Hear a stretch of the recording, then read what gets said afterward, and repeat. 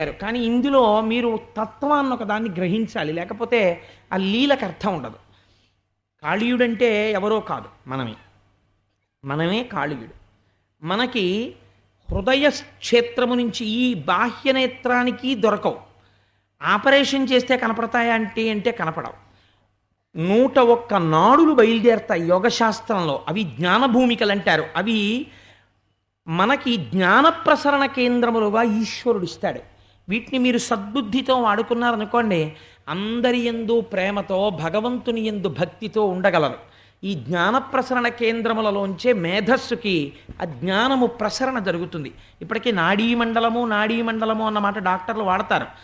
కానీ ఈ లోపలికి ఎవరొచ్చి కూర్చున్నారంటే కాళీయుడు వచ్చి కూర్చున్నాడు. ఈ కాళీయుడికి ఒక రహస్యం ఉంది.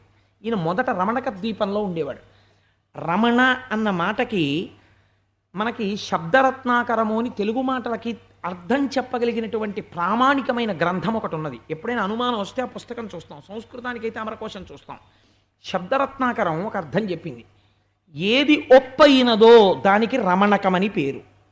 అంటే ఎలా ఉండాలో అలా ఉంటే అది రమణకం, అలా ఉండకపోతే అది రమణకం కాదు. ఇప్పుడు ఆయన ఎక్కడ ఉండేవాడు మొదట అంటే రమణక ద్వీపంలో ఉండేవాడు. కానీ అక్కడ ఒక నియమం ఉంది. ఏమిటా నియమం? పాములంటే భయం అక్కడ ఉన్న వాళ్ళకి. అందుకని వాళ్ళు ఏం చేసేవారు, ప్రతిరోజు కూడా కొంతమంది పట్టుకెళ్ళి, ఒక్కొక్క ఇంటి వాళ్ళు పట్టుకెళ్ళి కాస్త తేనె, ఏదో కాస్త చలివిడి, కాస్త చిమ్మిలి ఇవి పెట్టేవారు. ఆ పాములు వచ్చి అవి తినేసి వెళ్ళిపోయేవి. ఎవ్వరి జోలికి వచ్చేవి కావు. ఒక రోజున కాళీయుడి వంతు వచ్చింది. ఒరే, నువ్వు కూడా కాస్త చిమ్మిలి, చనివిడి, కాస్త తేనె పెట్టరా అన్నారు. ఎవరికి పెట్టాలన్నాడు. ఆ దేవతలు, గరుడు వస్తాడు, గరుడుకి పెట్టాలి బలిహారం. పాములకు కాదు, పాములే వాటికి పెడుతున్నాయి. కాబట్టి గరుడు వస్తాడు, గరుడుకి పెట్టాలరా, గరుత్మంతుడికి పెట్టమన్నారు. ఆయన అన్నాడు, గరుత్మంతుడు ఎవరు? గరుత్మంతుడికి ఎందుకు పెడతాను, నేను పెట్టను, నేను బలవంతుడిని అన్నాడు. అంటే అయితే నీ కర్మ అన్నారు వాళ్ళు. గరుత్మంతుడు నిజంగా వచ్చి ఎవరు పెట్టలేదు నాకు ఇవ్వాలని అడిగాడు. కాళీయుడు పెట్టలేదన్నారు. కాళీయుడి మీదకి గరుత్మంతుడు వెళ్ళే లోపల గరుత్మంతుడి మీదకి కాళీయుడు వెళ్ళాడు. వెళ్ళి 101 పడగలెత్తి ఆయన ఎడమ రెక్క మీద కాటు వేశాడు. వేస్తే ఎక్కడ లేని కోపం వచ్చింది గరుత్మంతుడికి. వెంటపడి తరిమి తన రెక్కతో కొట్టాడు. కొడితే వాడి ఒళ్ళంతా బద్దలైపోయి నిత్తురు వరదల కింద కారిపోయింది. కారిపోతే వెనక గరుత్మంతుడు తరుగుతున్నాడని వాడికి ఒక్కడికే తెలుసు రహస్యం. వాడు పారిపోయి సౌభరి తపస్సు చేసినటువంటి కాళింది మడుగులో దూరిపోయాడు. అక్కడికి ఎందుకు దూరిపోయాడు అంటే, సౌభరి ఆ సరస్సులో నిలబడి తపస్సు చేస్తున్నాడు. చేపలన్నీ ఆయన చుట్టూ తిరుగుతూ ఉండేవి. ఒక రోజున గరుత్మంతుడు వచ్చి చేపల రాజుని ఎత్తుకుపోయి తినేశాడు. తపస్సు చేసేటటువంటి మహర్షుల మనస్థితి ఎంత ప్రేమతో ఉంటుందంటే, వాళ్ళకి చేపకి కష్టం వచ్చినా బాధే, కుక్కకి కష్టం వచ్చినా బాధే. వాల్మీకి రామాయణం ఇందులోంచి వచ్చిందండి, మీరు విన్నారు కదా. అందుకని ఒక బోయవాడు పక్షిని కొడితే రామాయణం వచ్చింది. మహర్షి యొక్క మనస్సు అలా ఉంటుంది. కాబట్టి ఆయన వెంటనే శపించారు. నిష్కారణంగా సంసారం చేస్తూ సంతోషంగా ఉన్న చేపలలో ఒక చేపని అపహరించి తిన్నావు కాబట్టి, గరుత్మంతుడా నువ్వు ఎప్పుడైనా ఈ సరస్సు దగ్గరికి వస్తే మృత్యువును పొందుతావు అన్నాడు ఆయన. అందుకని గరుత్మంతుడు రాడు కాబట్టి కాళీయుడు చేరాడు. ఇది కథ. ఇప్పుడు ఏం చేశాడు? కృష్ణ భగవానుడు నాట్యం చేసి పడగల మీద తన పాదముల ముద్ర ఉంచితే తప్ప మళ్ళీ రమణక ద్వీపానికి వెళ్ళలేకపోయాడు. ఇందులో మన కథ మనం తెలుసుకోవాలి. మనం అందరం పుట్టినప్పుడు రమణక ద్వీపంలో పుట్టాం. అంటే ఈశ్వరుడు ముందు రమణకం ఇస్తాడు, అంటే ఈ శరీరాన్ని ఇస్తాడు. స్వామి మళ్ళీ ఒక్క జన్మ ఈ స్వామి, మళ్ళీ ఒక్క శరీరం ఈ స్వామి, ఈ మాట వెళ్ళి బుద్ధిగా ఉంటాను స్వామి అని ఏడిస్తే, ఇచ్చాను పో అని మనుష్య శరీరంలోకి ప్రవేశపెట్టి బయటికి తోసేస్తాడు. ఇప్పుడు ఇది రమణక ద్వీపం. దీంతో మీరు హాయిగా చేతులతో పూజ చేసుకోవచ్చు, కాళ్ళతో గుళ్ళోకి వెళ్ళచ్చు, చెవులతో భాగవతం వినొచ్చు, నోటితో ఈశ్వరనామం చెప్పుకోవచ్చు, హాయిగా భగవంతుడిని లోపల స్మరించుకుంటూ సంతోషంగా ఉండొచ్చు. వీడేం చేస్తాడంటే, అన్ని సంసారంలో ఉండి సుఖంగా హాయిగా ఉంటూ దేవతలకి తాను పెట్టవలసిన భాగం దేవతలకి పెట్టాలి, పితృదేవతలకి పెట్టవలసిన తద్దినం పితృదేవతలకి పెట్టాలి. వీడు ఏవి మానేస్తాడంటే, గరుడు ఎవడరా అంటాడు. గరుడు అంటే వేదం, మీరు విన్నారు కదా. గరుడు వస్తుంటే వేదం వినబడుతుంటుంది. వేదము చెప్పింది ధర్మం ఇలా ప్రవర్తించు, నువ్వు అనుభవించడం కాదు.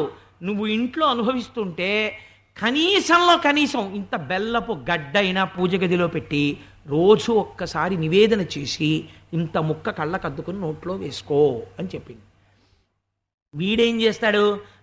గరుడ తద్దినాలేంటి, దేవతలేంటి, అగ్నిహోత్రాలేంటి, యజ్ఞాలేంటి, యాగాలేంటి, రుక్మిణీ కళ్యాణాలేంటి అని వీడు తిరగబడతాడు. తిరగబడితే గరుత్మంతుడి మీద తిరగబడ్డాం, నేను ఇవ్వను బలిహరణం అన్నాడు. గరుత్మంతుడు ఏం చేశాడు? సావబొడిచాడు.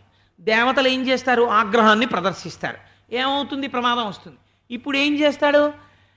అక్కడే ఉండి మళ్ళీ దేవతారాధన చేస్తే చిన్నతనం. అందుకని ఎవరెవరు దేవతారాధనమునకు ఇష్టపడరో అలాంటి చోటుకు పోతాడు. అందుకని ఎక్కడికి పోయాడు? కాళింది బొడుక్కి పోయాడు. పోయి అక్కడ దూరాడు.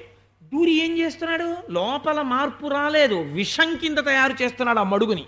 ఇప్పుడు ఇక్కడున్న ఈ 101 నాడులు జ్ఞాన ప్రసరణ కేంద్రాలు, వీటి నిండా ఈశ్వర తిరస్కార బుద్ధితో నింపుకున్నాడు. నా అంత వాణ్ణి నేనంటున్నాడు. అంటే విషంతో నిండిపోయే ఇవే 101 పడగలం. ఇప్పుడు భయంకరమైన అపచారం ఒకటి జరిగితే తప్ప ఈ విషయాన్ని మళ్ళీ వెనక్కి తీయడు ఈశ్వరుడు. ఈ అహంకారం పెరిగి పెరిగి పెరిగి పెరిగి ఎవరి జోలికెట్టాడు? భగవంతుణ్ణి నమ్ముకున్న వాళ్ళ జోలికెడతాడు. అప్పుడు ఈశ్వరుడు ఇంకా క్షమించడు. అందుకని గోపాల బాలురు, ఆవు దూడలు తాగి మరణించాలి, అపచారం జరిగింది. ఇప్పుడు ఈశ్వరుడికి ఆగ్రహం వస్తుంది. తన భక్తుల జోలికెడితే ఈశ్వరుడు ఒప్పుకోడు. 101 పడగలు పగిలిపోయేటట్టు తొక్కేశాడు. ఎందుకు వదిలేడు? భార్యలు శరణాగతి చేశారు. అంటే ఇప్పుడు మళ్ళీ లోపల ఉన్నటువంటి బుద్ధి సద్బుద్ధి అయింది. ప్రార్థన చేశారు. అప్పుడు ఏం చేశాడు? విషాన్ని వెనక్కి తీసి మళ్ళీ వదిలిపెట్టాడు. ఇప్పుడు కాళీయమర్దనం వింటే మనం ఏం జరగాలి? మనలో 101 నాడుల్లో ఉన్న విషం వెనక్కి వెళ్ళి సద్బుద్ధితో మనందరం హాయిగా కృష్ణ పరమాత్మ యొక్క పాదములను శిరస్సునందు ధరించి ఆనందంగా ఉండాలి. కాబట్టి కాళీయమర్దనానికి బాహ్య ప్రయోజనమేమి అంటే పాము కరవదు, ఆంతర ప్రయోజనమేమి లోపలి పాము నీరసిస్తుంది. ఇక్కడ వదిలిపెట్టి వెళ్ళిపోయి దీన్ని కాళింది మడుగుగా చెయ్యదు, మళ్ళీ రమణక దీపం చేస్తుంది. అంటే ఇప్పుడు మళ్ళీ ఏమైపోయింది? కాళీయమర్దనం వినగానే మళ్ళీ ఈ శరీరం అంతా శుద్ధి అయిపోయింది. కాళీయమర్దనం అనబడేటటువంటి లీలకి అంత గొప్ప పరమ పవిత్రమైనటువంటి స్థితి కలదు అని భగవానుడు ఈ లీలని పూర్తి చేశాడు. ఇది కాళీయమర్దనం. అయితే దీని గురించి ఒక మాట అన్నారు. ఈ కాళీయమర్దనాన్ని ఉభయ సంధ్యల యందు ఎవరు వింటున్నారో ప్రాతకాలంలోనన్నా వినాలి, ఒక సాయంకాలం అన్నా వినాలి. ఈ 2 సమయాలలో ఎవరు వింటున్నారో వాళ్ళకి ఇన్నాళ్ల నుంచి కాళీయుడులా లోపల పట్టిన విషయము పోతుంది. బాహ్యమునందు కాళీయమర్దనం విన్న వాళ్ళని పావులు కరవవు. అది వరం కృష్ణ భగవానుడిది. కాబట్టి ఈ వరం ఇచ్చారు. కానీ ఆయన వెంటనే లేచి సుదర్శన చక్రాన్ని ప్రార్థన చేశాడు. సుదర్శన చక్రానికి చేసినటువంటి ప్రార్థన వింటే మనని తరువుకొస్తున్నటువంటి దురితముల నుంచి మనం కాపాడబడతాం. నీవ పావకుడవు, నీవ సూర్యుండవు, నీవ చంద్రుండవు, నీవ జలము, నీవ నేలయు నింగి, నీవ సమీరంబు, నీవ భూతేంద్రియ నికరములును, నీవ బ్రహ్మంబును, నీవ సత్యంబును, నీవ యజ్ఞంబును, నీవ ఫలము, నీవ లోకేశులు, నీవ సర్వాత్మయు, నీవ కాలంబును, నీవ జగము, నీవ బహుయజ్ఞ భోజివి, నీవ నిత్య మూల తేజంబు, నీకు నే మృక్కువాడ, నీరజక్షుండు చాలా మన్నించునట్టి శస్త్ర ముఖ్యమకావవే చాలు చాలు శస్త్ర ముఖ్యమకావవే చాలుముని. శ్రీ మహావిష్ణువుకి సుదర్శనానికి భేదము లేనటువంటి స్తోత్రం చేశారు. నీవే మూలం, నువ్వే సృష్టి, నువ్వే స్థితి, నువ్వే లయ, నువ్వే యజ్ఞం, నువ్వే రక్షణ, నువ్వే అగ్ని, నువ్వే జలము, నువ్వే పృథివీ, నువ్వే ఆకాశము. అటువంటి సుదర్శనమా, శరణాగతి చేసినటువంటి ఈ మునిని కాపాడు. హరిచే నీవు విసృష్టమై చెగమున్నాలించి నీ ధారలం ధరణిన్వ్రాలుట నిక్కమంచుమునిపే దైత్యేంద్ర మధ్యంబులో శిరముల్ పాదములన్ భుజోరు యుగముల్ చేతుల్ నిజాంగంబులందరులన్ ప్రాణ సమీరముల్ వెడలు నీ యుద్ధంబులం చక్రమా. స్వామి, నువ్వు సామాన్యమైన వాడివా? నీకు కోపం వచ్చిందా? యుద్ధంలో అరివీర భయంకరులైనటువంటి రాక్షసుల యొక్క చేతులు, కాళ్ళు, గుండెలు ముక్కలుగా తెగనరికినటువంటి వాడివి. రాత్రి వేళ రాక్షసులు భార్యతో పడుకుని ఉండగా నిద్రలో నీవు కలలోకి వస్తే తెల్లవారేటప్పటికి రాక్షసుని భార్య మెడలో మంగళసూత్రముని తీసేస్తారు. అంటే వాడు మరణిస్తాడు. అటువంటి తేజో విరాజితవు. స్వామి నీ పరాక్రమాన్ని ఎవరు అడ్డగలరు, నిన్ను ఎవరు ఆపగలరు? కమలలోచనుండు కలుల శిక్షింపక బాలుసేయ నీవు పాలుబడితి వైనవింక చాలు ఆపన్నుడయ్యున్న తపసి కావు నీవు ధర్మవృత్తి. నీవు రాక్షస సంహారం చేయడానికి సుదర్శనాన్ని పట్టుకుంటూ ఉంటారు స్వామి, అటువంటి వాడివి. ఆయన చేత అటువంటి పనులకు వినియోగింపబడుతుంటావు. ఇవాళ మహర్షి శరణాగతి చేశాడు, బ్రాహ్మణుణ్ణి చంపడమా, మునిని కాపాడు అని ఇప్పుడు ఒట్టు పెడుతున్నాడు. చూడండి అంబరీషుడి యొక్క గొప్పతనం ఇది. ఏమన్నాడో తెలుసా అండి? ఏ నమస్కరింతు ఇంద్రశాస్త్రమ ధూమకేతువునకు ధర్మసేతువునకు విమల రూపమునకు విశ్వగోపమునకు చక్రమునకు గుప్త చక్రమునకు నమస్కారం చెయ్యడం అంటే అది.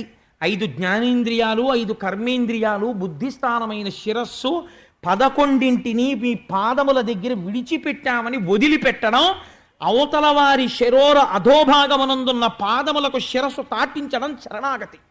అందుకని శరణాగతి చేసి నిలబడ్డాడయా, నేను నీకు శరణాగతి చేస్తున్నాను. ఓ చక్రమా, నువ్వు ఇంద్రాది శత్రువుల యొక్క మదములను అణచగలిగినటువంటి దానివి.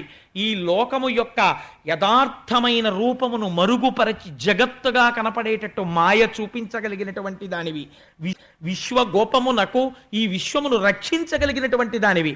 అటువంటి చక్రమా నీకు నమస్కారం. విహిత ధర్మమందు విహరింతునేనియో ఇష్టమైన ద్రవ్యమిత్తునేని ధరణిసురుడు మాకు దైవతంబగునేని విప్రునకు శుభము వెలయుగాక. కోరిన వాళ్ళకి నా దగ్గర ఉన్నది లేదనకుండా నేను ఇచ్చిన వాడనైతే, నేను ఎప్పుడూ ధర్మము తప్పకుండా ప్రవర్తించిన వాడనైతే, నేను చేసిన పూజలకు శ్రీ మహావిష్ణువు సంతోషమును పొందినవాడైతే, నీవు ఈనాడు మహర్షిని సంహరించాలని ఉద్యుక్తతను పొందుతున్న దానివి ప్రశాంతతని పొంది శాంతిని పొంది నీ యథాస్థానమునకు మరలిపోదువుగాక అన్నాడు. తను చేసిన తపస్సునంతటినీ ఒట్టు పెట్టాడు దుర్వాసుని రక్షించడానికి. ఉత్తర క్షణం ప్రశాంతతని పొంది సుదర్శన చక్రం వైకుంఠానికి వెళ్ళిపోయింది.